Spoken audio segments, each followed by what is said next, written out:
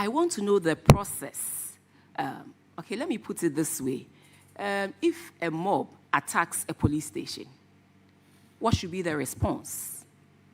I wasn't happy when I saw that the Tafo police station had been attacked and a letter had been written that it's being closed down, the staff are being transferred to a different place.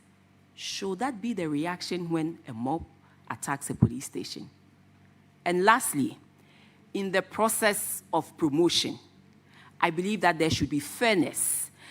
A lot of people complain about the fact that even though they are laid down procedures to go into what you call the college, sometimes they get the feeling that the processes are circumvented and people who are due to go for or to attend what you call the college are not given that opportunity. But I believe that irrespective of whom you know, or who you know, if you have at least attained that minimum, that basic qualification to earn you that place, whether it is Honorable Muntaka, who is the IGP, or it is Mrs. Bafuboni, who is the IGP, you will have to go because that is what the rule says. So if you can take time to explain this to us, we're very grateful. Because today, if I don't do this, the people of Ghana would not be happy with me. So maybe what I'll do is I'll let the commanders respond because some of the issues are not exactly so, then I'll fill in. So maybe we'll start with immigration. Yes, Madam Chair. Regarding loan endorsements, we realize that a lot of the officers take the loan, the next moment, he's traveled out of the country, he's not coming back. And the employer guaranteeing means it becomes the liability of the service. So we ask the regional commanders to do due diligence, just like the unearned salary. So if they are not sure of you, they would ask you to go to the center. And the records have shown a lot of them. So now most of the banks are now putting insurance on the loans. With those ones, the regional commanders can do. You imagine an employee who is less than 2 years is asking for a loan of 50,000. He hasn't even finished serving probation. These are the challenges. They will not tell you the truth. Most of them really don't qualify for the things they apply for and they are denied. So with regards to the loan, we are realizing we are incurring a lot of liabilities because of people take the loan, he absconds outside the country, never to return. So with that one, the regional commanders are also trying to avoid being held accountable. 2-3 months salary is different from a loan. So that is the challenge. With regards to the medical issue, it's never true. I was a regional commander from Bono region before I came to headquarters. As soon as you are taken ill, especially if it's a serious condition, the service takes over. Headquarters will advance some money to the regional commander or whoever is responsible. If it becomes even critical, we partner with the Air Force, they will airlift you to Accra. We have regional hospitals. They all go and they submit their bills to be paid. And this is where... Do you have hospitals around or... All the regional hospitals. You can attend any of the regional hospitals. You go and submit the bill. These officers will harass us for their rent allowance, which is 300 Ghana. When we tell them, let's put that money into a fund and take care of everyone, no, they are up in arms. In reality, if I give you the 300 Ghana, I'm done with you. But we've gone beyond that. If we knew, we would have brought you bills. We pay officers' bills to the tune of 100, 200,000 plus. Because we have instituted a welfare fund, a medical fund. Every month we deduct a certain amount from our salaries just to take care of these things. I think what has happened in the past is that it has not been formalized. So I have directed the finance and admin to sign an agreement with all regional hospitals, just like in Accra, we have with Rich Hospital and 37. You go there, you are treated, and the bill is sent to the service to pay. You go to Asimfo, so we have it with the St. Joseph's Hospital. They take care of the trainees. Then the bill comes later, then we pay. In the past, it wasn't formalized. When it happens, the knee-jerk approach. But I've actually tasked her to sign an agreement with, and I think our training school at Chebi, we have already done that with the Chebi Government Hospital because it's a training facility. So it is not true that they have to come all the way to Accra, no. I'm happy that you said you've asked that they formalize the agreements between the regional hospitals so that when they go there, their bills are brought to you, validated first, and then brought to you, because that is also important. You don't want a situation where you are saddled with so much that you tend to wonder if truly this is actually the bill coming from you. But I'm asking also, aren't they mandated to use their NHIA cards or to cover bills that NHIA does not cover? That is the challenge. Some of them are very stubborn. We even wanted a situation whereby we could procure the NIA card compulsorily from their 300 Ghana medical allowance. They will go to all manner of media houses and peddle lies. So we give them the option. But it's mandatory for every officer to have an NIA card. But most of them will not renew it. That is the challenge. Because they think that when it gets critical, the service will take over. Well, Madam, maybe before the IGP comes on the immigration, just to fill in, one of, like he rightly said about the loans, one of the things that I've been suggesting to them is that, well, we can let people take the loan and the regional commanders be reassured that don't let it be so stressful, but understand that we'll put you on the stop list. So the moment you take a loan, we'll put you on the stop list to say that you are the type who cannot travel. Then they say that it's abusive. So you want to eat your cake and have it.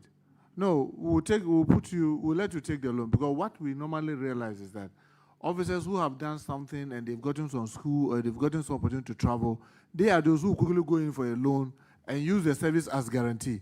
Then before you realize, the next moment, the person has left, then he will write that he's quitting the service. So we said, fine, it will be easier.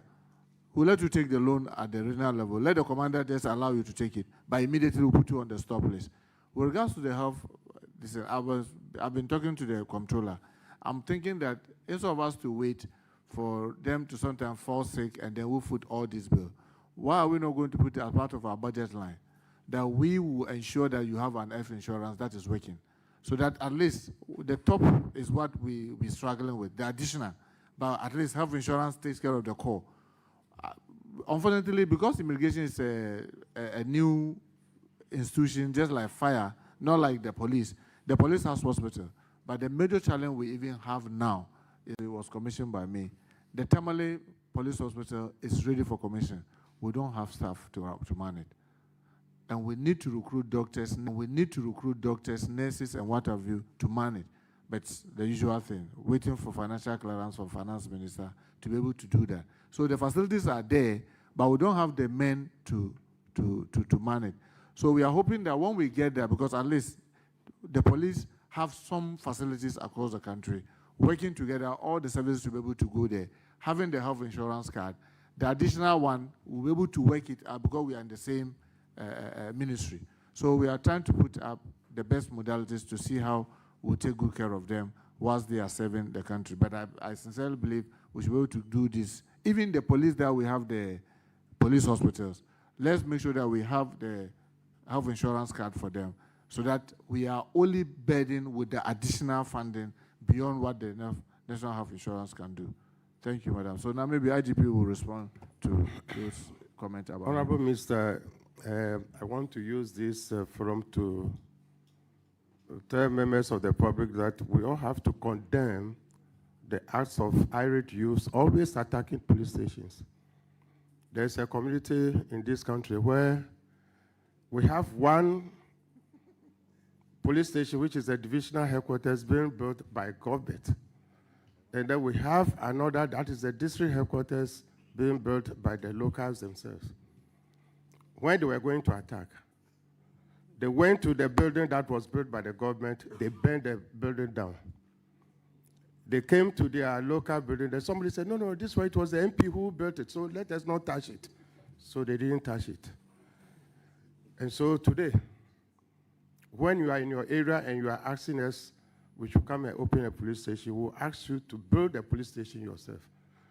And it is when you build a police station, and all those areas where there are these disturbances, they never attacked the stations that were built by the community themselves. And it is not good for this country. And so if you ask of closing down, yes, we'll close down because you have destroyed the station. Mr. IGP, that cannot be the response because there are several places in this country where mobs have attacked police stations, but we never hear that the police stations have been closed down. So, Honorable Minister, for me, I don't think that should be the response. It's like the fact that your child, yes, pees on your lap doesn't mean you should cut your lap off. Exactly. What can you do to help strengthen your engagement with the community there so that they will see that you people are one, you are there to protect them, and they are also there to discharge their mandates as citizens. But clearly, I don't think the answer should be the shutting down. I'm not happy with the way things went. The fact that Madam, they attacked the place, the fact that it was burnt down. Madam, this is the answer I have to give, madam. There's nothing more than this answer. Can I finish, please? Can I finish? The fact that you even, some of your men were hurt, I mean, it is not something that we are happy with. But I don't think that the police is there to protect people, protect property, protect the community. I don't think that should be the answer. Maybe if there are certain sanctions that you put in place to help reduce these things, yes, but the answer shouldn't be that just because my son or my daughter has done this, you are no more my son, you are no more my daughter. I have disowned you. That shouldn't be the case. Well, Madam Chair, to say that you have to understand where the IG is coming from. I must say, he hasn't closed any police station without first talking to me. And each time each time he comes to me, I ask, what is the situation like? And I can tell you, Madam Chair, I know of the old Tafoda. Madam Chair, are you listening? Madam Chair, you asked a question, so I'm trying to answer. If you could listen so that we are not denying that we'll close some stations. What I'm saying is that there's not a single one he closed, the IGP closed without talking to me as the minister. And each time he came, I have asked some questions. One, what is the situation like? He will give me what we call the situational report. And I've cross-checked each of it with the regional minister. And in some instances, in the case of Eastern Region, you can find out from our colleague, the regional minister, where I tasked her to even go to the community. Each of the instances where we had to close, it is when our men are in danger. One, the men that you have there are not many. And the community mob outnumbers the police. We do not want a situation where anybody will lose life because of the confrontation with the police. So we'll say that, can we close it temporarily? Whilst we get the regional minister and others go in, intervene, calm tempers down, then we'll reopen. Because it is for safety of our men. It's not that we are doing it as a punishment to close down so that, because in that heat, you see, the challenge that I've noticed over the period is that when you anger the police, you assume that he is professional, he should be able to act professional, but with the greatest way, it's like you and I, the same blood, the same. So once a stone hits him, he begins to cock his gun. And then when there's death, then we are on them. So but when there's danger, but where we have men, let's say we have a barracks, the men are many, or maybe there's even a nearby police station or place that we can call for reinforcement, we'll quickly call for reinforcement to enforce the law and order and protect the men that are there. So all those instances that you notice that you check, you see that it's a small police station where the men are few and the irate youth, the anger is so high that you want to get tempers down. So you can be rest assured. I can assure you that we will not run away from our responsibility. That because you have shot and killed a police officer, so we are packing out of a whole region or out of a whole district or out of a whole town. But during that period where tempers are high, what we do is that we withdraw, and there are so many examples. I'll tell you like Boko. When they were at a peak of time, they attacked the divisional command, they burned the police station. Even our men who were living in private homes, we have to withdraw all of them into a camp, the military camp, just for safety. Not even only them. There were immigration, fire, we had to quickly move into the camp just to make sure that they safeguard. Then it is only the military then who were stepping out with armored vehicles to make sure that tempers calm down before we go back to be able to open. In Nkranza, I can tell you, so we have a number of instances, but it is on the situation and the need to do it. It's not an arbitrary thing, but we do it on the need to do it. And usually, it's not supposed to be for a long period. It is just to make sure that tempers are down, we get our men back, we refix the place. But what we want to make an appeal through all of us is that we should be able to talk to our citizens to know that police are supposed to be our friends. The time where we have a police force is different from now we have police service. They are supposed to serve us. They are supposed to be our first line of what you call a protection. That's why you see that in the case of the military, because they are not trained to manage people, even if you throw sachet water to a soldier, he throws bullets back to you. Because for them, anything you throw to him, even if you throw an handkerchief to a soldier, for him, that's a missile. And then he will fire you with a bullet. So, but the police are not like that. But sometimes when they are in danger, we need to appreciate that we need to de-escalate, especially where they are blaming one police officer or the other for the cause of a death or injury. If you don't do that, you are not careful, you may escalate the whole thing. So, madam, be rest assured, if there's any police station that is still closed, I can assure you that together with the IGP, we'll take steps to get them open. Thank you very much, Mr. Minister. You know, the letter did not say that it was they are stepping it down for a while to look at the situation and get back. They are closing the police station. They are sending their men outside. And I'm thinking maybe, I know they also reacted to a suspect dying in the custody of the police. And so that is why. But these two wrongs will not bring the person obviously back. But so we should find how we can engage more. The police can engage more in community. I don't think that people will just go out of their way to burn down police stations that have been built by governments. It is not the case, and it is not intentional that they will leave that of the police station built by the MP and then go ahead and burn police stations built by government. No, I think we should. In fact, Madam Chair, is what we are saying. So, you know, the interesting thing, over the period I've been an MP, I have built more police stations than what government had done. And if you go to Aswansi, the only one that we had that we used to call Aswansi police station was the airport police station, which is at the airport now. You go to Aswansi, we built one in Boban, we built one in Pakoso and Asokor Mompong, which was done privately. And I can tell you there have been instances where, I think the one in Aswansi proper now, where there was an infraction. When they wanted to do like they had done to the airport police station before, the same member said, no, this one was built by our MPO. So, I mean, what the IG is saying is a fact. Minister, but what we are saying is that whether it is being it's all about engagement. Yes, I agree with you. So if you engage closely with them, they will cherish you and they will make sure they work hand in hand with you. So maybe let us engage more with the citizens. In fact, it's the reason why we are trying to even understand where they are coming from. But I also am speaking as a citizen of this country that we need that protection. And so for any reason, if one wrong has been done, it doesn't mean that you should pull away well your noted, services. Madam Chair. So the second one to do with the college attendance, I'll be grateful if I can. Yes, I mean, IG will try, but I will also add up when he's done about the recruitment into the college, even the promotion. Honorable Chair, for the college, there's no let's say, there's no exercise going now for people to go to college. And that one will be done later. Really, those things happened in the past. And then when I resumed office, I did all within my powers to make sure that we correct all those anomalies about promotions.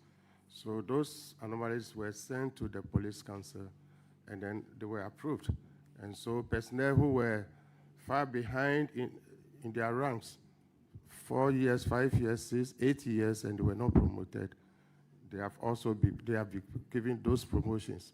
And so preparation to go to police academy, nothing is going on as at now. And so those complaints cannot happen at this time of the period. Thank you very much. Well, Madam Chair, like the IG rightly said, we had taken steps when we came. we had all these complaints, and we took steps to say that, look, let's right the wrong, and if anybody is not satisfied, let's have a petition. As you and I speak, we have, I think, about 7 petitions that has been looked at. We have the police council meeting sometime maybe this week or early next week. Those ones will even be looked at. Then about the college. Look, you have to be chief inspector before you can get to college. At a point in time, you have more chief inspectors than the space can take. So you have to introduce an entrance exams. And then some will fail, some will pass. Even the passing, let's assume if you set 50% for passing, and I'm learning from the law school incident. So you don't set the pass mark, you just say that, look, this can take 200. So I'll take the first 200 to go. Another opportunity comes, the others will go. I know your challenge, the challenge is about the transparent nature of it. How transparent is it? So that we are trying to make sure that we put up the right modalities to make sure that when it is done, you will not have this unnecessarily suspicion that someone who didn't qualify has been given an opportunity to go, whilst those who qualify are sitting behind. Since we came, there hasn't been any opportunity to go to Cali because of this same financial clearance. But we are working at it, and I can assure you and the general public is that when the time comes and we are going, we will make sure that the right things are done. And those who sincerely and genuinely have the opportunity to go will have the opportunity to go. You know, in the past, we've seen people where, as they themselves said, you have to be chief inspector before you go. Somebody is an inspector and he's made to go ahead of people who are chief inspectors. I can assure you that will not happen under our watch. We'll make sure that the right thing is done. Even the chief inspectors, some is a chief inspector, but he doesn't even have a diploma or a degree. You can't go ahead of somebody who has maybe his degree and a master's. You have to write the entrance exam. So we'll make sure that those things are properly done. With regards to the promotion, Madam Chair, I'm very clear on my mind. Even the police administration themselves don't feel comfortable when I say it. I don't see anywhere in this world where what they are doing happens. With the greater respect, when I see around this table, I've been in the Chamber of Parliament longer than any of you. So when it comes to Parliament and what we do, I know we all know ourselves. And even though we might have come in the same year, we know each other's worth. You just sit in the police, 4 years, it's time for promotion. Then all of us are promoted. 4 years is another time for promotion. Then all of us are promoted. What is the incentive for hard work? There will be no incentive for anybody to work hard because, as we all know, the harder you work, the more you are likely to have service issues. Because you are working very hard, you make some mistake here, then they will query you, you make that mistake a little there. It is the one who goes to fetch water that breaks the pot. So I don't want any infraction, so I'll fold my hand and just be lying down, and then 4 years come, I get promoted. You, the one who's been working very hard, sometimes you get queries and other things. Because of those queries, you are lagging behind. Because when they come and check your file, oh, the other time you did this, so because of that, yours is going to be delayed. He has lied low, or she has lied low, 4 years count. The last police council, I tabled and insisted that we need to review the regulation. I think that for us to have a very efficient service, whether police, immigration, fire, prisons, it must be anchored on 3 things. 1, the attitude of the service person. 2, the skills that you have. And 3, the knowledge. And the skills can only be gotten only through periodic training. So you should, in my view, you should not just get promoted when you've not gone through certain regimental training. I'm sorry to say, we have police officers today. If you take them to the police range for firing, Madam Chair, they will piss on themselves. Yet they are walking around every 4 years, promote me, promote me. Another thing, someone comes as a professional. Madam, you are a professional. You are a professional, chartered accountant. You join a service. And then before you realize you want to be promoted to even come in the police, to be commissioner of police, that is wrong. It doesn't happen anywhere. Because you are a professional, you have a limit where you go. For you to become a commissioner means that you can be an IGP. You should be an operational person. Someone comes as a PR, then before you realize, he will take the PR, he doesn't go anywhere, he hasn't been anything, he hasn't done anything significant. Tomorrow, he's COP. And once he's COP, he starts knocking at politicians' door, I want to be IGP. I'm sorry to say, I give this example. Madam Chair, I know an immigration officer, when we first came, that he is so NDC that he's a superintendent of immigration. He went to tell the corridors of government that he should be made the Comptroller General. But they don't know, myself, until I became the Interior Minister, I didn't know their nomenclature very well. Then the thing was forwarded to me. I look at it, I said, I don't want to believe that this is true. So I called the immigration, the Comptroller. Can you check your system, this person, what is his rank? He confirmed what I've seen on the paper. I quickly took my vehicle straight to the corridors of power. I said, this CV, do you know what it means? From superintendent, you go to chief superintendent. From chief superintendent to assistant commissioner. From assistant commissioner to deputy commissioner, before you get to the top. And this one, because he's so NDC, he wants to be picked from this middle to go and head the place. And do you know the funny thing? When he was recruited as a driver. How do we just want to do politics and destroy the institution that we have? So some of the new measures that the new government is trying to implement in the services, they themselves are not very comfortable with it, because I insist that it should be based on merit. I was somewhere where a fire officer, who is a driver, he has driven the fire tender for long, and I got into a stage. He thinks that he should be able to cross to the next level without passing through the exams. I said, no, you must pass the exams.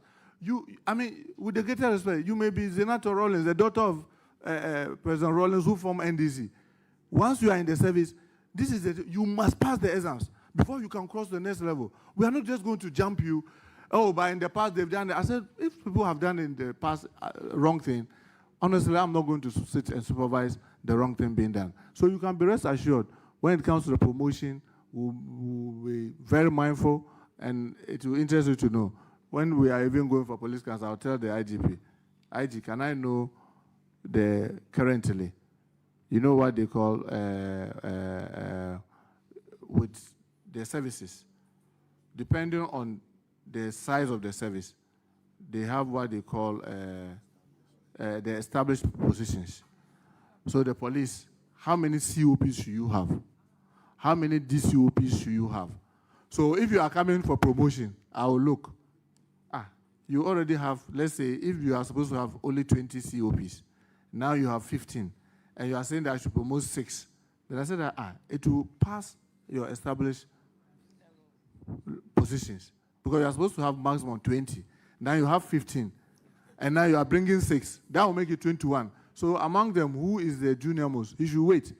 When is somebody retiring? You have to match all that. And they are not comfortable. I know. They are not, but I keep in saying that, look, we cannot keep doing the wrong thing and expect that magic will happen. Some people should be firm to say that let's do the right thing and let's see what the right thing will do. I know people who have told me, whispered into my ear, okay, you sit and be doing the right thing. Another government will come and do.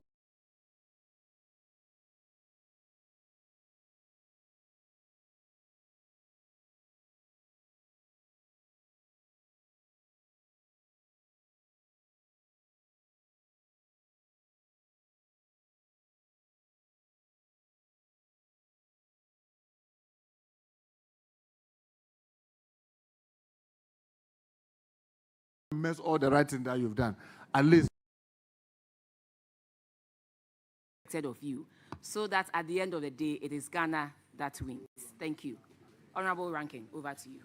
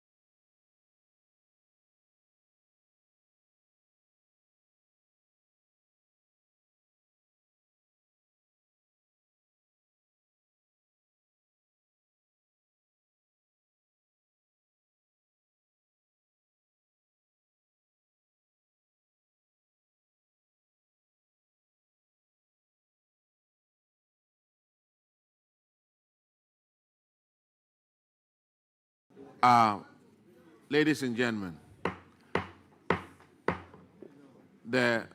we are still live on TV. Let's call our Minister of Justice and Attorney General, please. A Judicial Service. Thank you.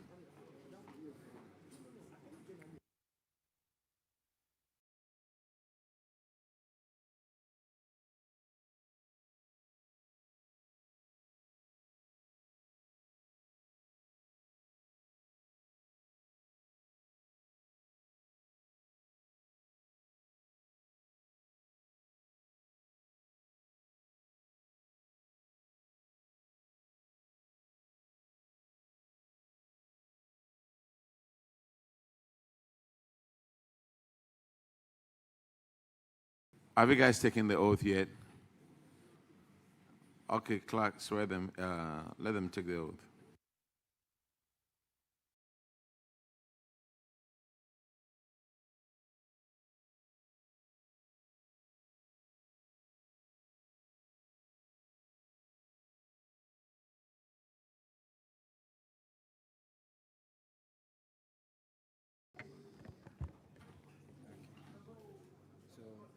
I swear by the Almighty God that the evidence I shall give before this committee touching the matter in issue shall be the truth, the whole truth, and nothing but the truth. So help me God.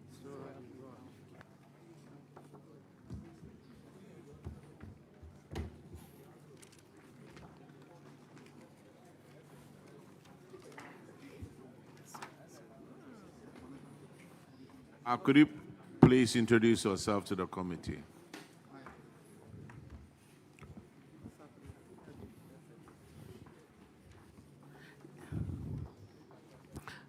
Good afternoon, Honorable Chair. My name is Fatibo Duasedu.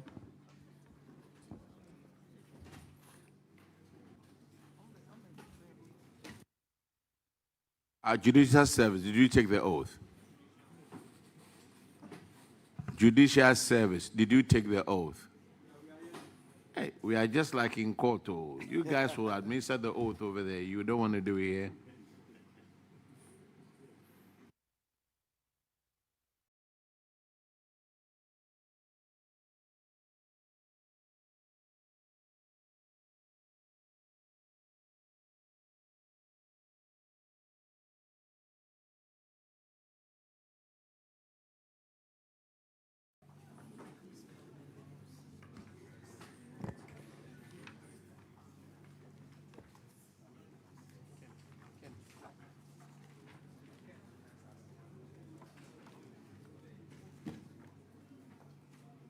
So, you raise the Bible and then repeat after me. So, I swear by the Almighty God that the evidence I shall give before this committee touching the matter in issue shall be the truth, the whole truth, and nothing but the truth. So help me God.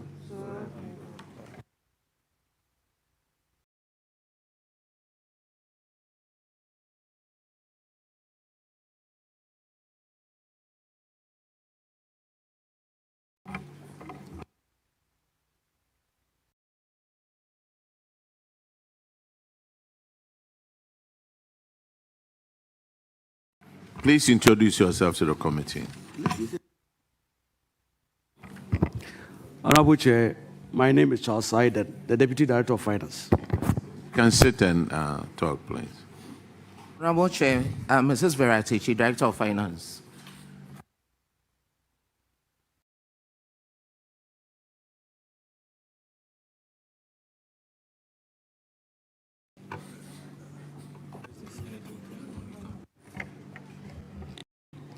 Honorable Chair, I'm Doris Honam Aka, Judicial Service. Honorable Chair, I'm Kenneth Ampao.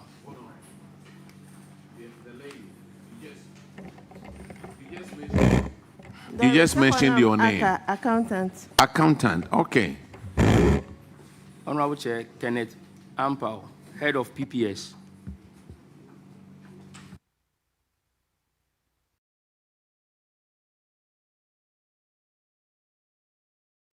Honorable Chair, good afternoon. My name is Fatibo Duasedu, Chief Director at Office of Attorney General, Ministry of Justice. Good afternoon, Honorable Chair. My name is Helen Akpene Awoziu, Solicitor General of the Office of the Attorney General. Thank you. Good afternoon, Honorable Chair. My name is Aliu Sise Nuhu, Administrator, Office of Attorney General, Ashanti.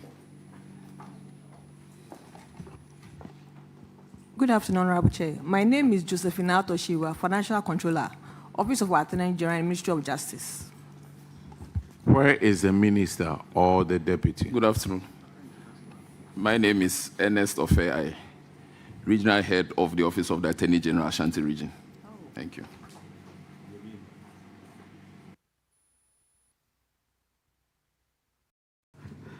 Yes. Where is the minister or the deputy minister? Honorable Chair, they've been called to a very important meeting. They send their apologies that they couldn't make it today.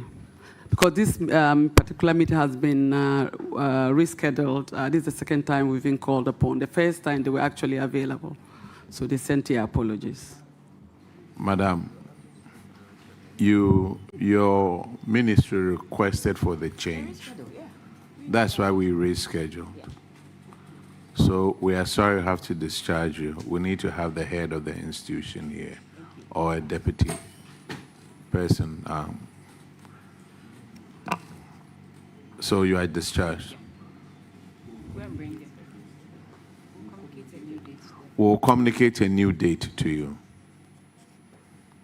Thank you, Honorable.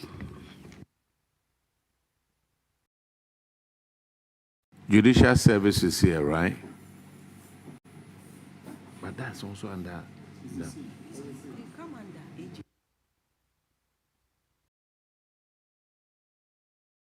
So judicial service, you also go with them. Yeah.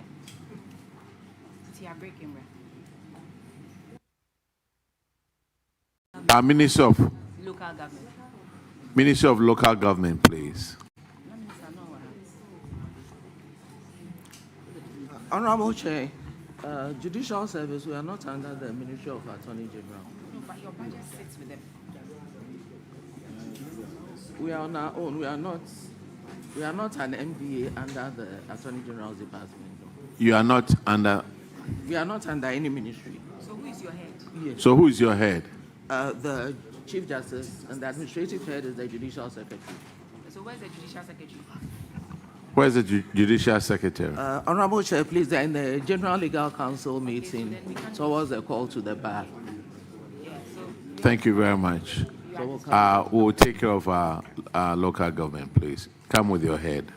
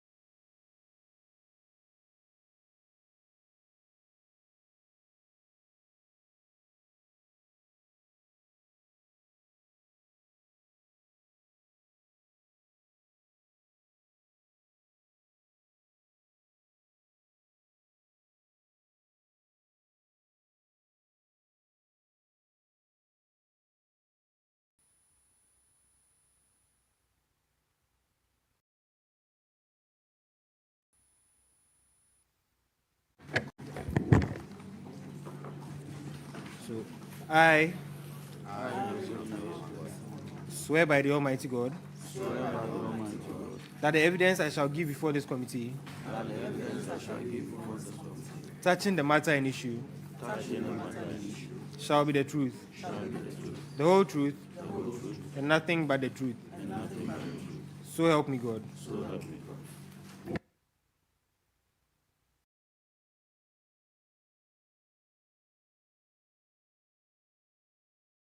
Honorable Minister, could you introduce yourself and your team, please?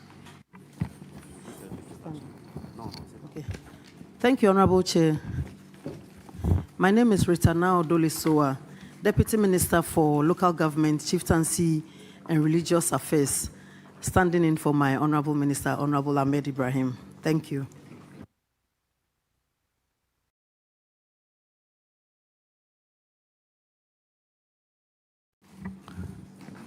Good afternoon, Honorable Chair. My name is Alhaji Amin Abdul Rahman. I'm the Chief Director of the Ministry of Local Government, Chieftaincy and Religious Affairs.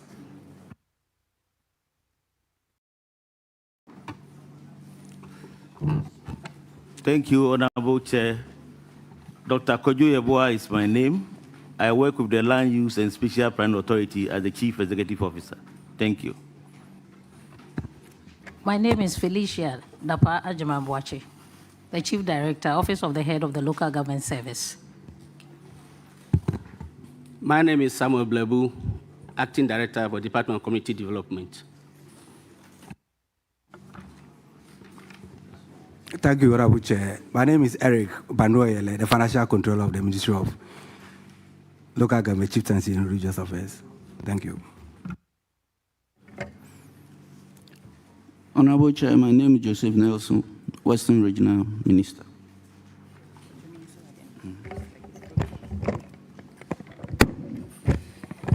My name is Rachel Fusua Sapon, the Acting Regional Coordinating Director, Western Region.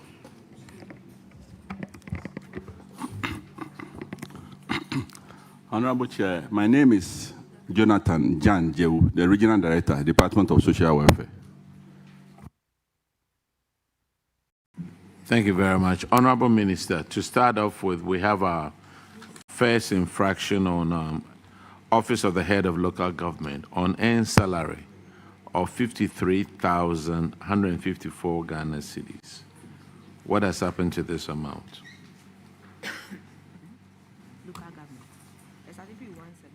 Thank you, Honorable Chair. I'm here with my Chief Director and other directors, as well as the RCCs. So they are going to speak to that. Thank you. Madam, let me start from a different place.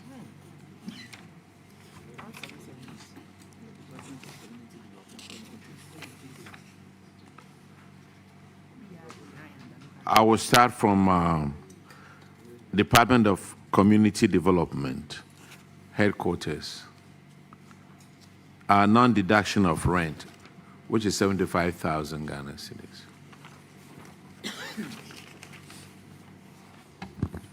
Thank you, Honorable Chair.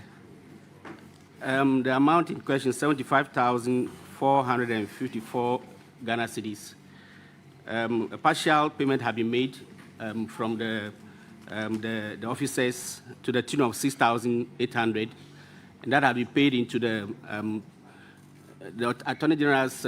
could you repeat what you just said? I want to hear it well. Sorry, the 6,000... Out of the 75,000, how much have you collected? 6,800 have been collected so far and have been deposited into the Auditor General's recovery accounts, and the rest have been scheduled to be paid in installments, not less than 1.5 years.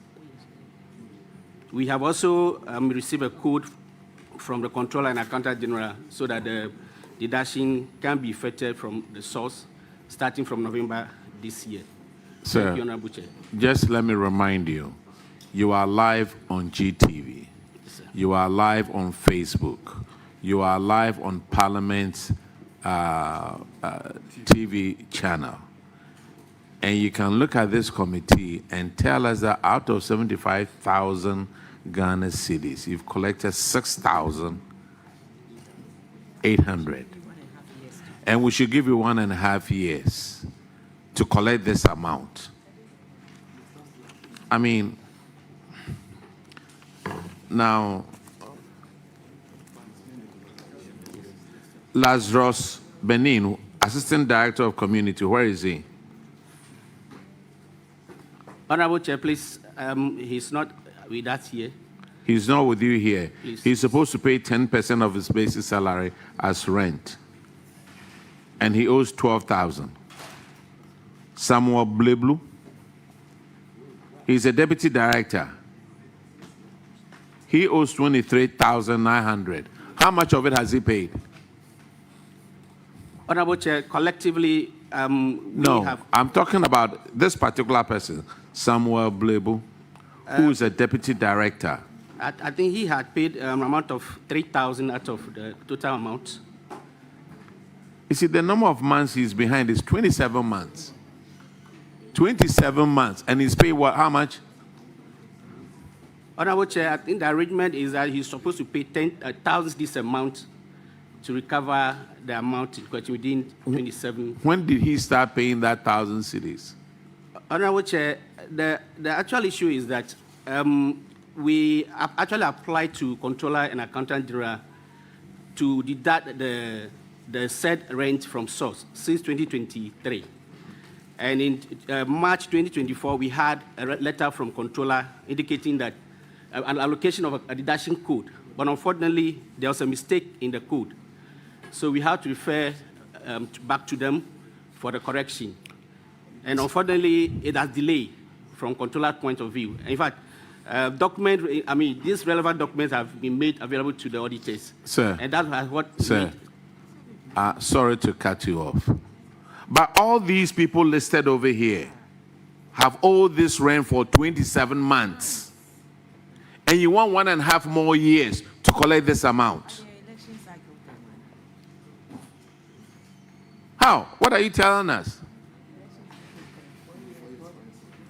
Honorable Chair, I think what we took into account the ability to pay, because what we hopefully, thankfully the code has been given. So what we agreed on was that once we pay the rent, while we pay what we have owned, we still will continue to pay the rest of the month that's ahead of us until the code is given. That's how come this arrangement was made. So now that we have received the code, we will talk with the auditors so that we look at the Sir, again. You were not prepared coming to meet this committee. You were not prepared. Look, Ajua Achampong, who is a principal community development officer, lives in a big, small, single room, pays 80 cedis a month, and she owes 2,160. And we should give her 1.5 years to pay 2,160. I mean, are we running an NGO or charity organization here? Sir, come again.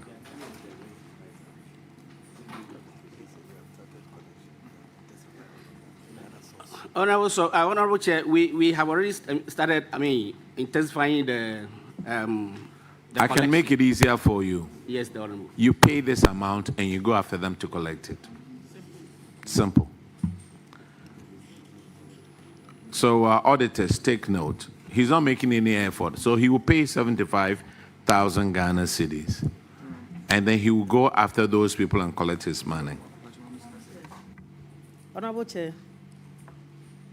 Honorable Chair. Yes, madam. Yes, please. They haven't done so well, but I want to appeal that if we can give them 6 months to ensure that they clear the debts. Madam, they had 27 months. I really understand that, and they should have been saving towards the payment. But now that they are asking for 1.5 years, I think it's not in order.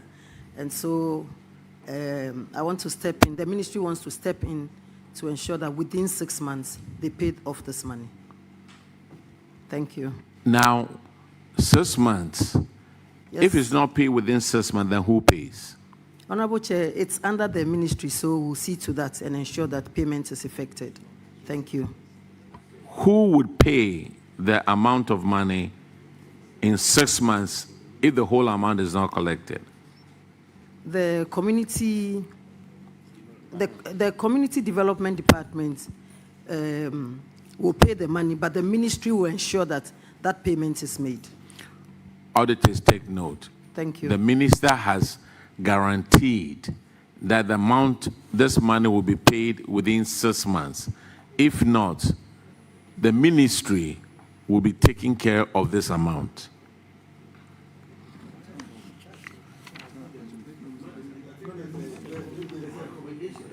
The Department of Community Development. The acting director.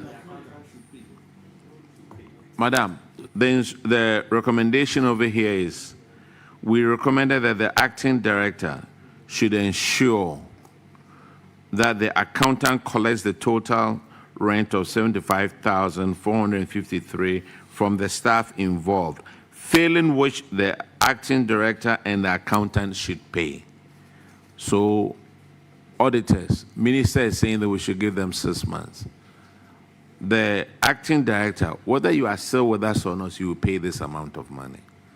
You just saw the IGP who just left and the prison head of prisons here. So I can always call them back. Thank you, Honorable Chair. The next infraction is on paragraph 1784. And Honorable Duke Oferiata will take care of that one.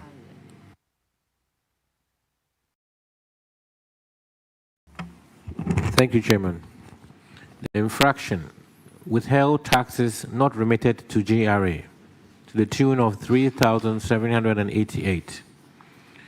The auditors noted from the review of financial records that withheld taxes amounting to 3,788 for the supply of goods and services were not remitted to the Commissioner General. Management, you accepted the recommendation. What is the status of these funds? Honorable Chair, the withheld taxes have now been duly remitted to Ghana Revenue Authority, and evidence of payment has been attached, and copies have been given to the auditors. Thank you. Auditors, can you please confirm? Honorable Chair, the amount has been remitted to the GRA. All right, thank you. The next infraction is on paragraphs 1788, and Honorable Shirley, Chair will take care of that one. Thank you. This infraction is to do with unearned salary. The auditors noted that... I'm sorry, it's at the Office of the Head of Local Government Service. Yes. Okay. So the auditors noted that during their payroll records,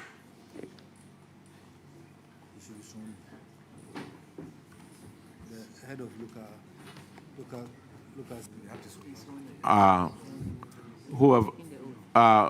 whoever joined us, have you taken the oath? Okay, then please take the oath before you can answer any questions.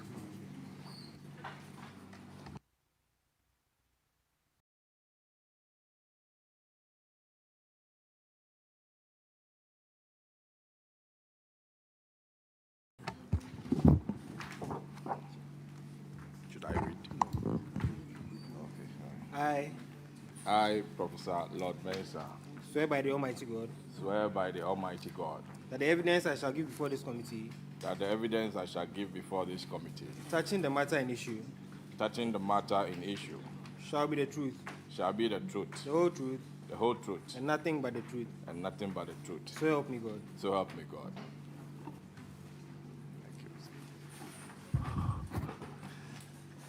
All right, you are welcome. Introduce yourself to the committee. Thank you very much, Honorable Chair. I'm Professor Lord Mason, Head of Local Government Service, please. Thank you very much. Madam Shirley, continue your questioning, please. So the auditors noted that Madam Gloria, who went on a study leave for 16 months, failed to resume duty upon completion of her course on 18th December 2024. And this resulted in an unserved bond and an unearned salary of 103,153.94 Ghana cedis. Madam Gloria has refunded 50,000 Ghana cedis into the Auditor's General Recoveries account. The auditors have recommended the Chief Director to make sure that the remaining 53,153.94 is refunded and paid into the Auditor General's account, or her guarantors pay same into the account. Can you please help us with the status of this recovery? Thank you very much, Honorable Chair. As we speak now, the 53,153.94 has been paid on the 7th of August, 2025. Auditors, can you please confirm the payment? Yes, Honorable Chair, we can confirm that. Thank you. Thank you very much. The next infraction is on paragraph 1792. Official vehicle not accounted for. Where is that Land Cruiser? Western Regional Coordinating Council.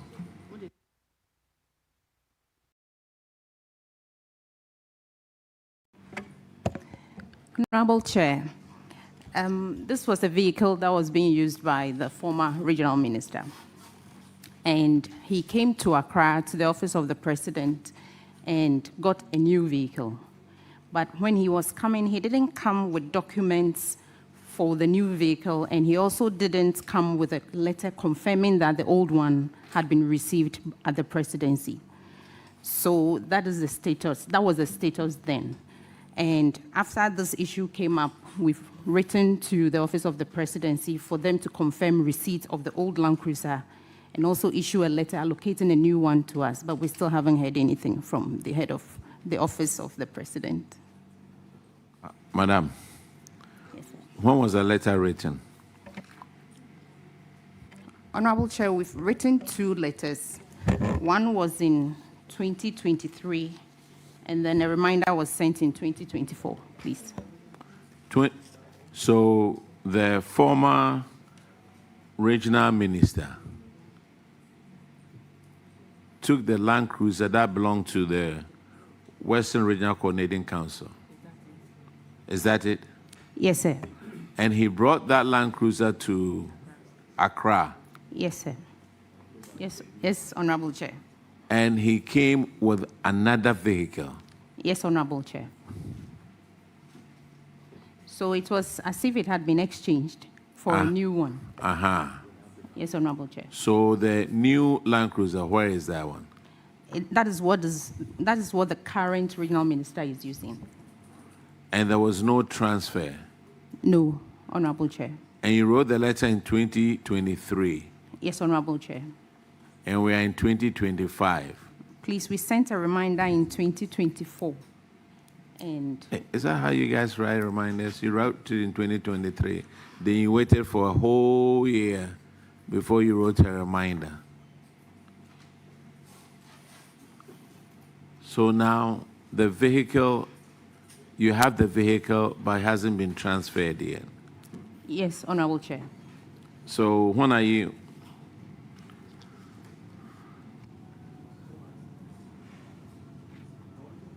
Yes, sir, go ahead. Thank you, Chairman. I wanted to find out, this new vehicle that is in your possession, do you have documents to that vehicle? No, Honorable Chair, we don't. So if somebody comes up tomorrow and says the vehicle belongs to that person, what do you do? Honorable Chair, that's why we wrote. In fact, most of the vehicles that come to the RCCs don't come with documentation. So in our letter, we requested that an allocation letter be sent to us and then documents on the vehicle be sent as well. So as a result, we are unable to get insurance for the vehicles or even roadworthy. So the regional minister's vehicle has no insurance and no roadworthy certificates. Madam, what is your position out there? Please, I'm the acting regional coordinating director. Do you have a copy of this report? Yes, Honorable. Have you seen what is written on paragraph 1795?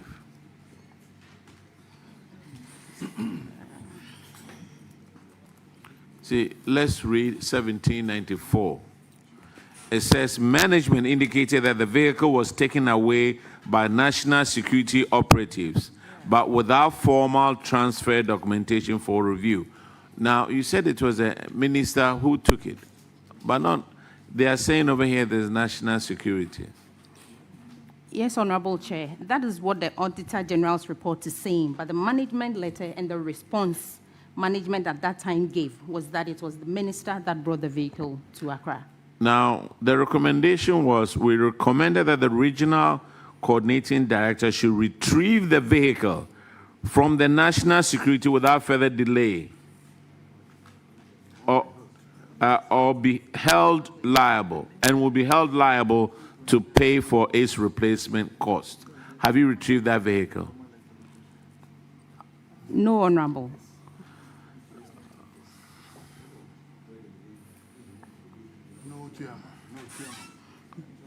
So, Madam, I think if we held you liable for the vehicle, you'll find a way of retrieving that vehicle. Because you wrote the letter in 2023, you waited to 2024 to write a reminder. It looks like we are not serious about the vehicle. That is my feeling. Yes, Honorable. I think these were attempts by management at that time. And I assumed office about a month ago. You took office about a month ago? Yes, Honorable. You see, ladies and gentlemen, if you were not there when this thing happened, when you are invited, bring the person who was there. It looks like we are shielding people who create all kinds of malfeasance and they move on. Who was the coordinating director at that time? Honorable Chair, he's indisposed. Madam, that wasn't the question I asked. There's a simple SHS question. Who? He's Mr. Fred Ajiman. Fred Adomako. Ajiman. Fred Ajiman. And where is he? He's indisposed, but has he been moved to another ministry or is he on? Please, he's on sick leave. Madam, did you drive the vehicle to Accra today? You said you are using the vehicle is in use now, the current one. That's what the regional minister is using. Yes, so Honorable. should I assume that that is the vehicle you came with today? Honorable Chair, no. I came by flight, so. So you use the car in Western Region? Yes. You drive it? Yes. With no insurance and no roadworthy? Honorable Chair, that is an anomaly that we've identified, and we are trying hard to rectify that. So should you drive that vehicle and the unfortunate happen, what would you do? Well, Honorable Chair, this is a challenge that I've come to meet, and every effort is being made to correct it. Because that's the only vehicle available to me, and that's the circumstance that, the RCC is faced with. And we are doing everything possible to have it corrected. Do you actually need the original documentations before you can have a roadworthy and insurance covering the vehicle? I think so. I think that you have roadworthy and insurance, the vehicle's primary documentation should be in place. Have you bothered to inquire from the DVLA in whose name the vehicle is registered? Because when it has a chassis number, and secondly, it also has a number plate on it. Have you tried that option? No, I've personally not tried that. We've not done that. But like I said, she came in, like she indicated, the previous director has been indisposed for some time, and she came in recently. So we've been sitting down looking at all the issues surrounding these matters, and we believe that very soon we'll have it, corrected. I believe kindly try that, at least to give you an indication as to who exactly the vehicle is registered in the name, so that you can target your approach as trying to find the documentations rather than driving a vehicle that is not insured and also not roadworthy certified. Honorable Chair, I think that's something we are going to do, but the issue here, as she indicated, is a certain system in place where vehicles that have come through to the RCCs have not come with documentation. And I think that is something that we have to, rectify, so that going forward, any vehicle that's released should come with some documentation, so that all the other things we need to do, as in getting insurance and all the others, we're able to do. Honorable Minister, the Western Regional Minister at the moment, if he wasn't a regional minister, he'd be arrested by the police by driving a vehicle, no insurance, no roadworthy. Now we have a regional minister over here. God forbid something happens. The car doesn't have any insurance. Is that how we are treating our ministers?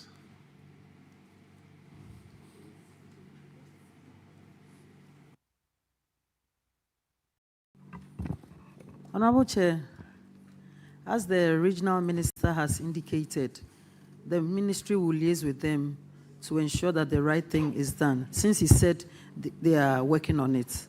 Thank you. How much a period should we give you, since for 2 years hasn't been done? So with a new team involved now, how long would that, do you think we should give you to rectify this issue?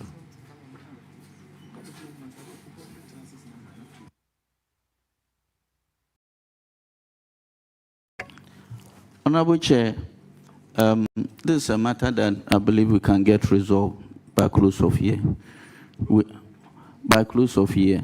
Close of year? Yes. All right, I will give you that, Honorable Minister. Thank you, Honorable Chair. The next infraction is on paragraph 1796, and Honorable Abna Osayasare will take care of that one.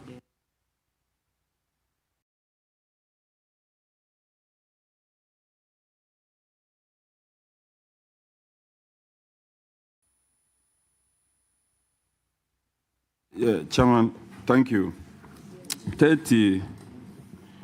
This infraction, 32 staff of the Regional Coordinating Council live in government bungalows without paying their rent. The amount in default is 176,588 cedis. The auditors, during their work, also realized that you didn't have a rent ledger to track defaulters. We would like to know, or let me ask that, I would like to know, first, the state of government bungalows in the region. Secondly, whether you've been able to recover the said amount.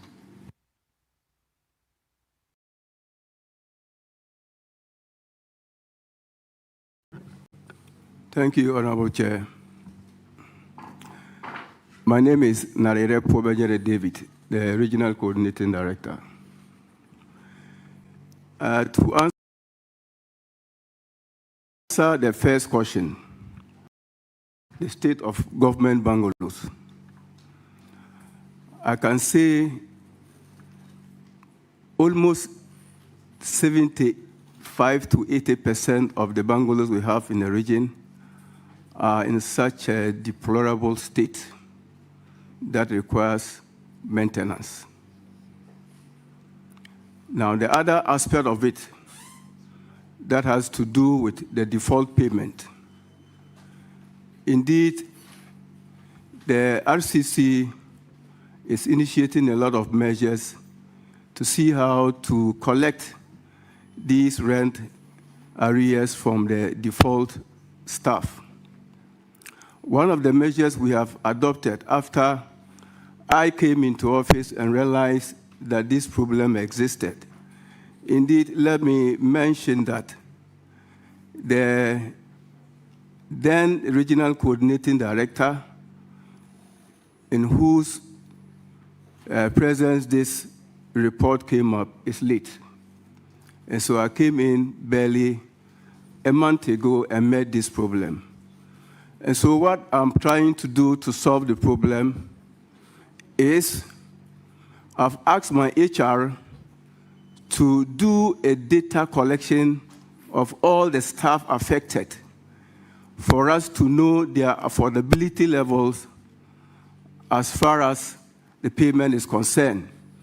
So when we know the affordability level of every staff, we'll be able to have an undertaking with them for at least the payment of whatever each individual owes to be spread out for a period of at least 6 months so that they can pay it to government as expected. This is what we are trying to do, Honorable Chair.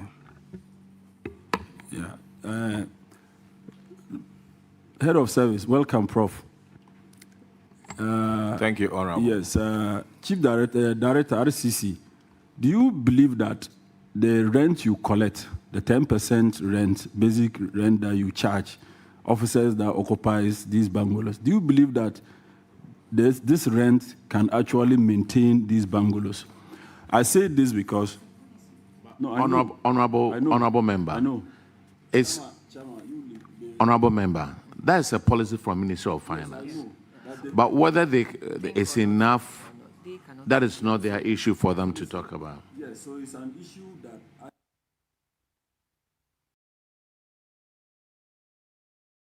build my point, Chairman. When you rush me that way, it's not... Let me build my point. Honorable Member, this is a case that we've gone through several times at Public Accounts Committee. I know. I'm also helping. I wasn't there. Okay. You understand? I wasn't Go there ahead. at that Go time. ahead. I'm also helping them because I was a DCE before. We build new bungalows and allocate to staff and charge them that amount of money, very meager. So that money cannot actually, maintain the bungalows. So it's an issue that if I'm helping them or they can say it here, then all of us as policy makers, we can help them. The reason why are not being able to maintain is because the monies that are charged honestly cannot maintain the bungalows. That is one of my observations. So if I'm bringing it out, it is for all of us to help them. Whichever quarters that we can table this, we table it. There are many things we say around this table that are not captured here. And when someone is making his point, you want to come and stop the person. It's not fair. Honorable Member, you are out of order. No problem. When it comes to policy, we the parliamentarians, we don't make policy. It's for the executive.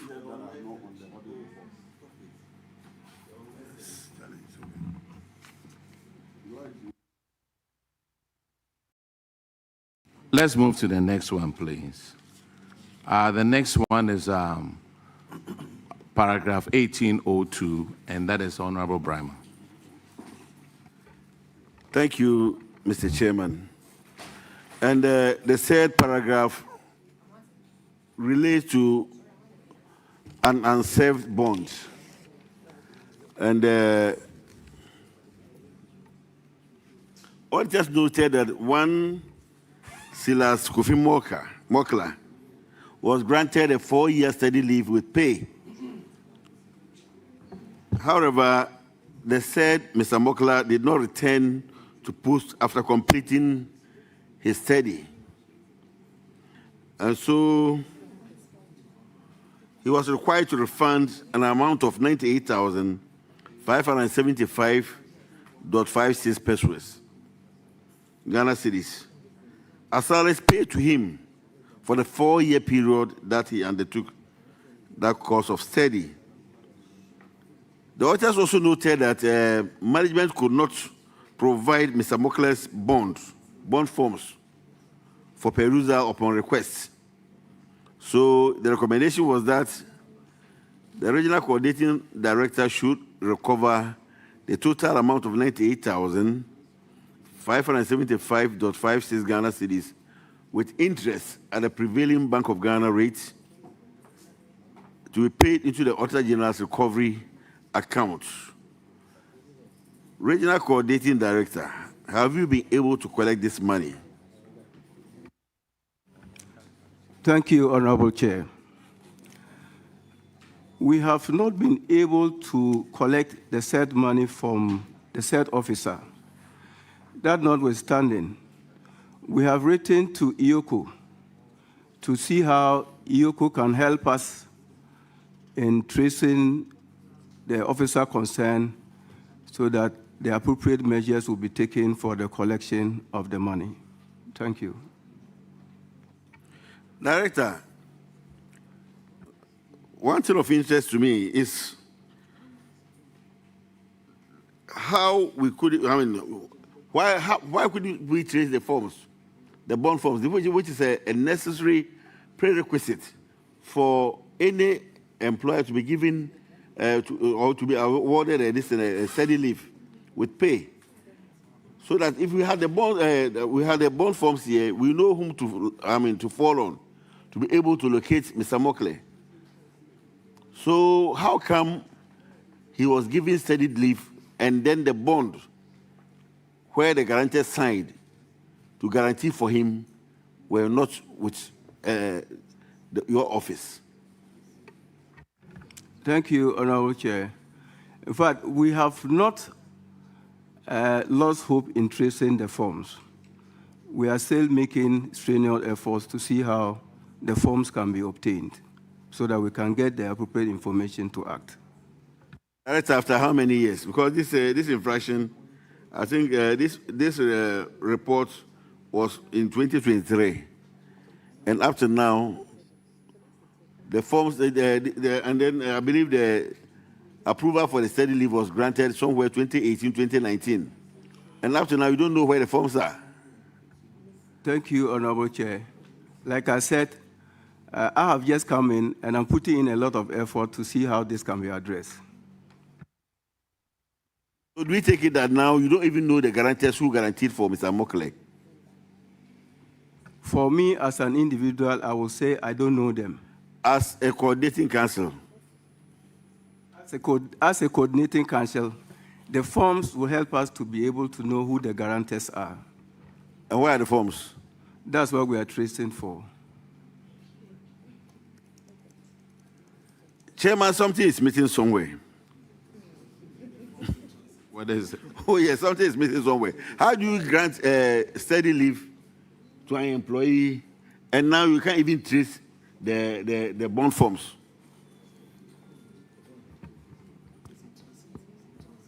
It's in transit. To where?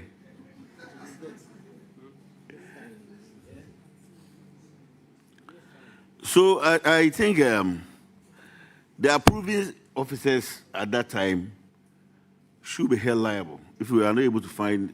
Who approved this bond in 2019?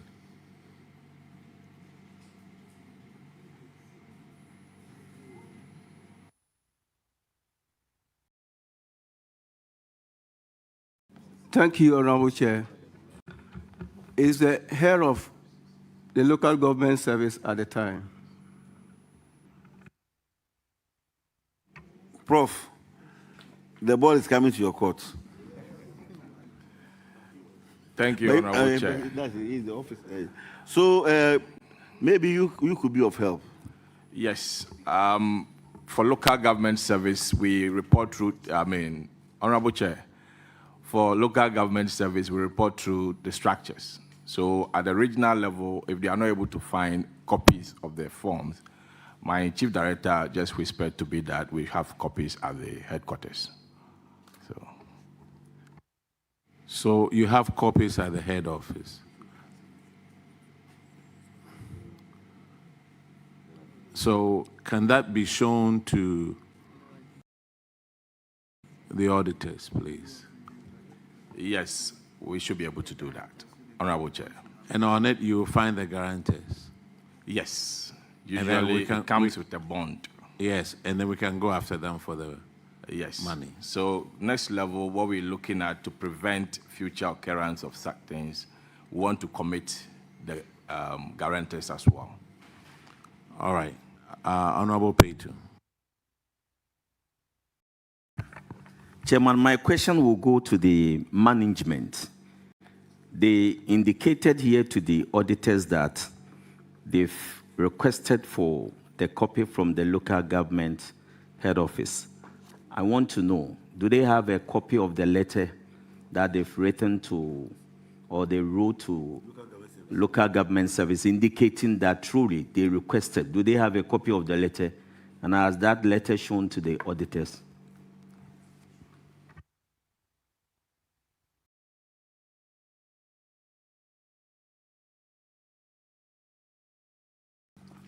Thank you, Honorable Chair. Yes, we have a copy of that letter here. It was dated 16th October 2024. But Chief Director, if they had this letter at your office and they, no, if they wrote a letter to local government services 2024 and you didn't get a response, whom did you address that letter to? The head of service. In 2024? In 2024, Honorable Chair. And you didn't get a response? Yes, Honorable Chair. But now it looks like they have the letter. Honorable Chair, that is why I said that we are making follow-ups. That's one of the areas that our focus is on to be able to be assisted. Okay. Follow up with it and then let's see how it goes.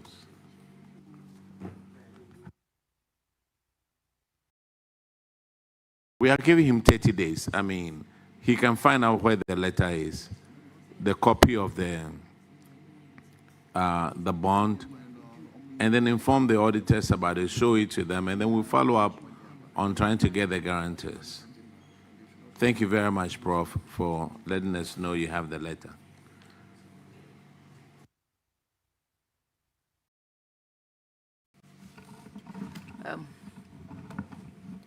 Land Use and Spatial Planning Authority, Kumasi. Are they here? Okay. Mr. Kwejo, you said. That's my uncle's name. So when you mentioned, I lifted up my head to see whether it was my uncle sitting there, but I realized there's a different Kwejo altogether. There's an unserved bond term for one Eliza Abakofi of 59,734. Can you please give us an update on whether you have carried out the recommendation from the Auditor General? Thank you very much, Honorable Chair. Management, we've made several attempts to recover this amount, but unfortunately, our efforts have not yielded any positive results.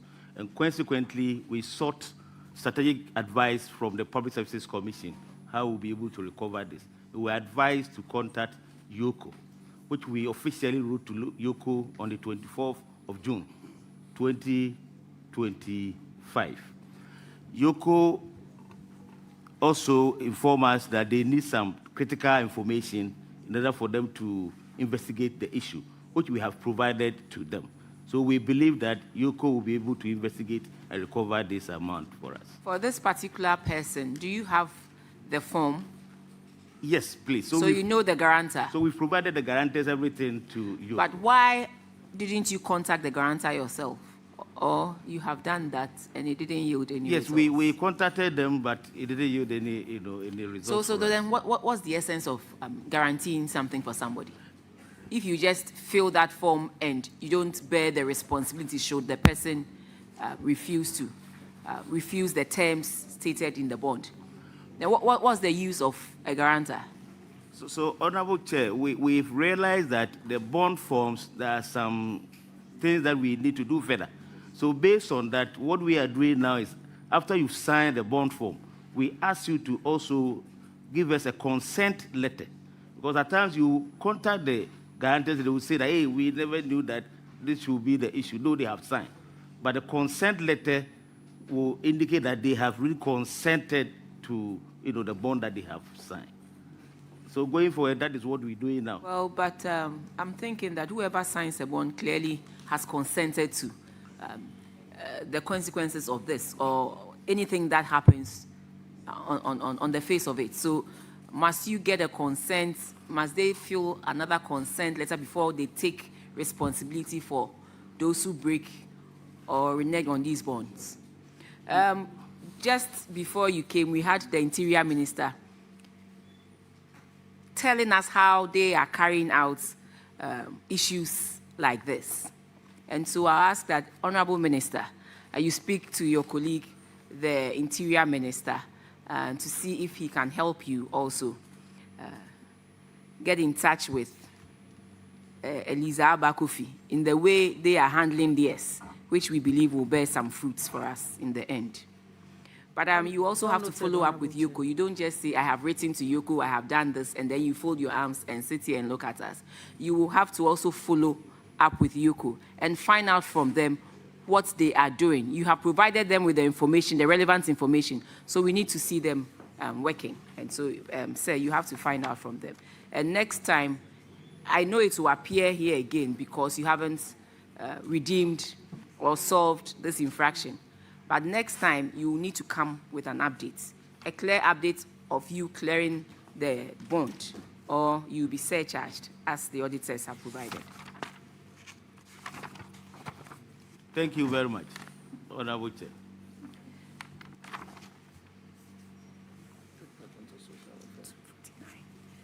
Department of Social Welfare. They are here, yes. Unaccounted revenue, 14,210. We were told this money was supposed to be lodged in the consolidated fund, and it wasn't. Within 24 hours, and it wasn't.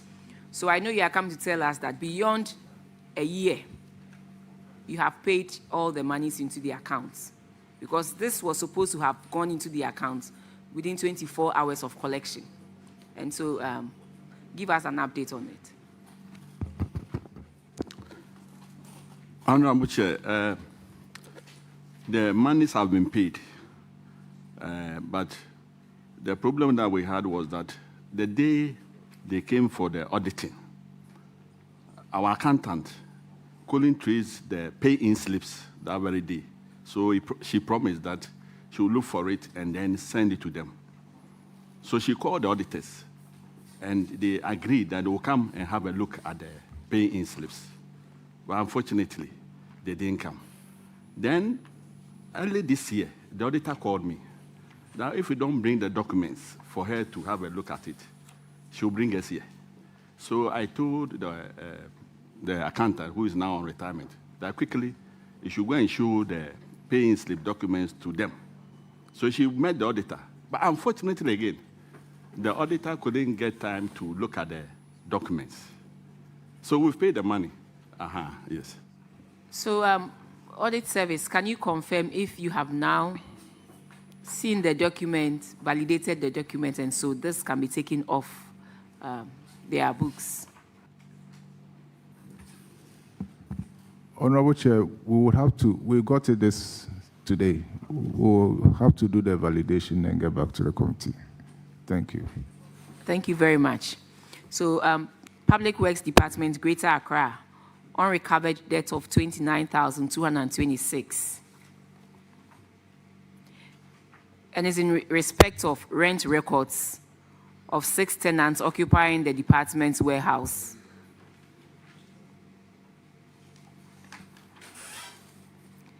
The total debt was 49,000 and 20,000 has been paid. So the outstanding amount is 29,000.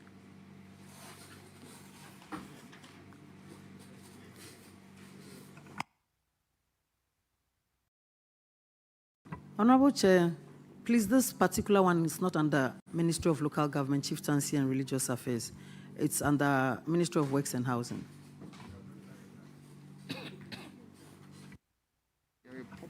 PWD is not under local government. No, Honorable Chair. Remember in August when we met them? Yeah, they said it was under local government. So we had to step the questions down. We met Works and Housing in August, and they said the PWD was under local government. And so we had to step the questions down. Are they not part of the assemblies? They are part of the assemblies. Honorable Chair, PWD Greater Accra is under the Regional Coordinating Council, Greater Accra. So are we not speaking to the right people? Honorable Chair, I think you are. Are we not speaking to the right people, yes or no? Yes. Thank you. So proceed to answer the question.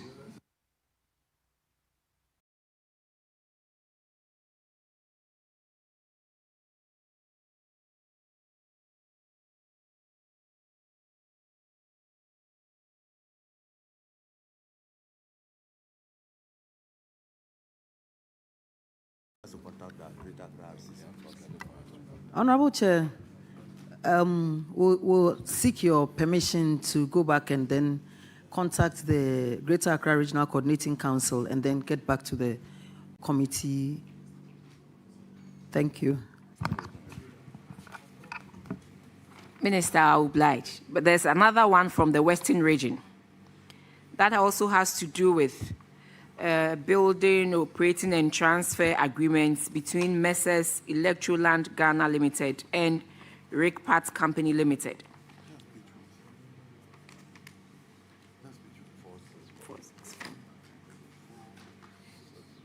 The infraction here is that you entered into this agreement without appropriate approval. If you have the document, it's on page 464. Can we give them one of the Auditor General's reports? Page 464.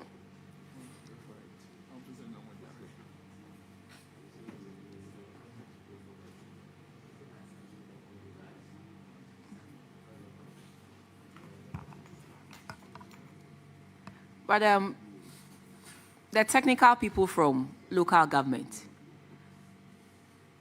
didn't you know you were coming to answer these questions?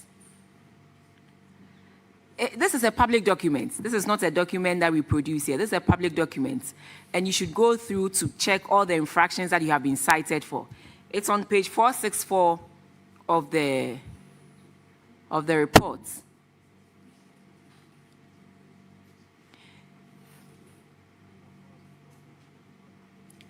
You see Ministry of Works and Housing, but we all know that the Public Works Department is under the Regional Coordinating Council. And that's exactly what Ministry of Works and Housing told us the day they came in here.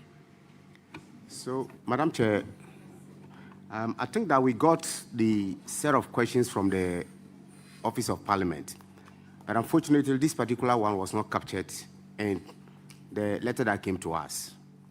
And what I'm saying is that this document is not a secret document. It's a public document. So it is also your responsibility to go through and check whether even what we have sent to you is adequate or not. But I will, like I told the minister, we'll allow it to, we'll step this down and ask you to go and prepare and come and answer these questions. There's another one still under Western Region, Public Works Department, unremitted revenue to the consolidated fund of 50,081 cedis. 50,081 cedis. And the auditor is recommending that the regional engineer should ensure that the head of accounts transfers the money into the consolidated fund. So, Minister, there are 3 infractions here on page 464 and 465. And so we'll ask that we'll give you another date to appear before us to answer these 3 queries. Yes. Thank you, Honorable Chair. We'll come back with the answers. Okay. Minister, my chair tells me you are done, but I have one question. I want to know the role of DISEC in the various districts, the role of the district's security. Yeah, I want to know the role of DISEC in the various districts. Thank you very much, Madam Chair. I think that DISEC is actually put in place to ensure that security is adequately maintained at the district level. And so wherever there is conflict or there are disturbances, then the DISEC will come in and see how they will mediate to ensure that peace prevails. That's their basic rule. That's their basic rule. Yeah. And so they write reports, and when they write the reports, who do they send the reports to, please? So normally the reports of DISEC go to the REGSEC at the regional level. REGSEC will normally review the reports, and if there are any follow-up actions to be taken, then they take it up and resolve some unresolved issues at the district level. Okay. And so we all know, last week Friday, an incident happened in Etiwa West. And a member of parliament was handing over a completed AstroTurf to the community. The district chief executive, who is under the Ministry of Local Government, through DISEC, said by handing over that facility, it will create tension, and so they won't allow the member of parliament to do that. They brought in national security, they brought in the police to stop it. I believe this has come to your attention.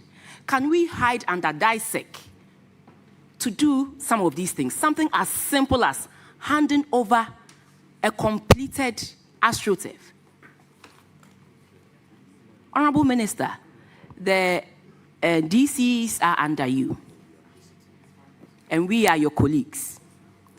We expect that they cooperate with us as we also cooperate with them. But we cannot hide under reports. That's why I asked where does the reports go to? So when they write these reports and it gets to the next stage, do they even come to check or verify some of these things? How does handing over a completed AstroTurf bring tension between one party and another party? Respectfully, Minister, I expect you to address this issue. This shouldn't be an issue that is just on social media, but an issue that you should address as colleagues, not here, but as colleagues, you should address it properly, because today it is somebody, tomorrow it might be you. And we don't want the DCs hiding behind reports of DISEC to do things that are certainly not the situation on the ground. With this one, I don't expect you to respond, but I was just sharing with you the sentiments of the people of Etiwa West. This was a simple handing over of a completed AstroTurf. And we expect that you take this matter up and do the needful. And also, let's not use this to bring or create fear and panic, because we have lived peacefully with everybody, and we expect that to continue even in an NDC government. Thank you very much. Thank you, Honorable Chair. Just to add a little, this issue has come to the attention of the ministry, and my Honorable Minister, Honorable Ahmed Ibrahim, has invited the DC to come and brief him as to what went on. So you get a report from that. Thank you. And I also I'm hoping and looking forward to a clean and bright country. As I saw your minister announce, was it 2 days ago, that we should give him some time and that we will see a clean and a bright Accra and Ghana. So we are waiting and hoping, marking time.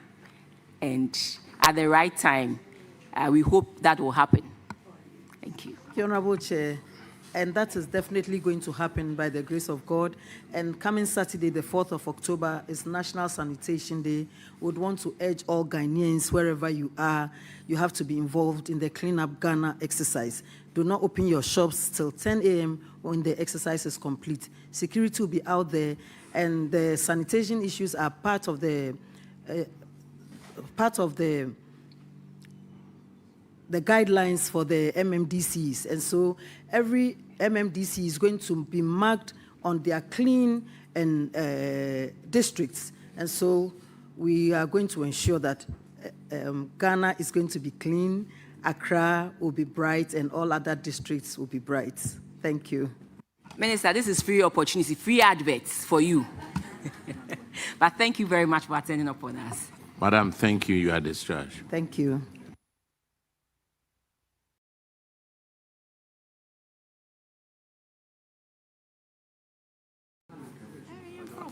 Do we have Minister of Agri? Okay, come on up, please.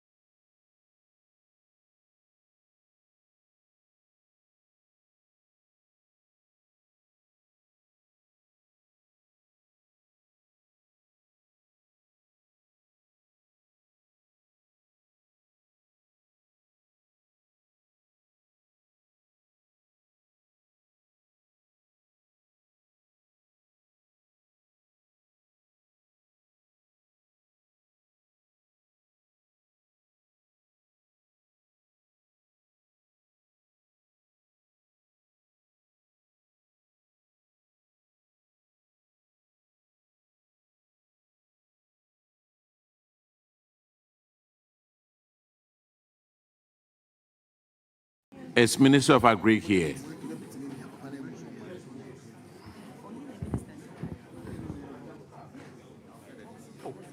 Doris.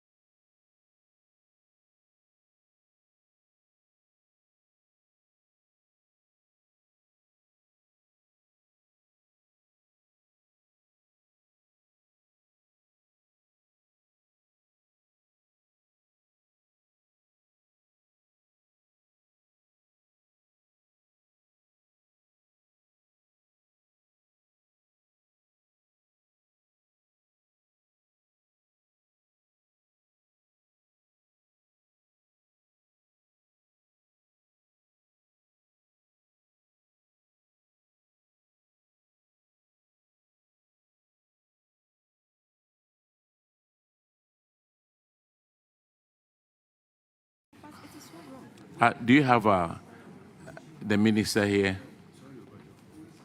No, please. What about the deputy?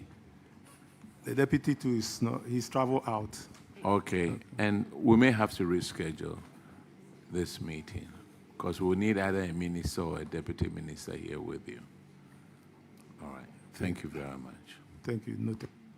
Ministry of Agri, is this the first time you are attending upon the Public Accounts Committee? No, please. So then why do you know what is expected of you and then you do something else. Because you always come with the political head and then the principal spending officer, which is your chief director. And so if the minister or deputy is not in, respectfully, we are all serving our nation in different capacities. Let's attach seriousness to what we do. We called your minister is not here. It's the same with the AG Minister for Justice. They also refused to attend upon the Public Accounts Committee. We are all doing or they also failed to attend upon the Public Accounts Committee. We are all discharging our mandates in different capacities. Let's respect each other's mandates and do what is expected of us. We will have to reschedule you, but there are also other equally important things that we do. When you do this, you throw our program off board. And so we don't expect this to happen again. So tell the Minister for Agric that we expect to see him or his deputy heading the delegation. And it's the same with the Attorney General and Minister for Justice. He should come or his deputy should come. That is how we address queries, or that is how, that is what the protocol is when Parliament calls you on the Auditor General's reports. It is given. It is what is done every time. And I don't expect that under this government, they want to do anything different. Thank you.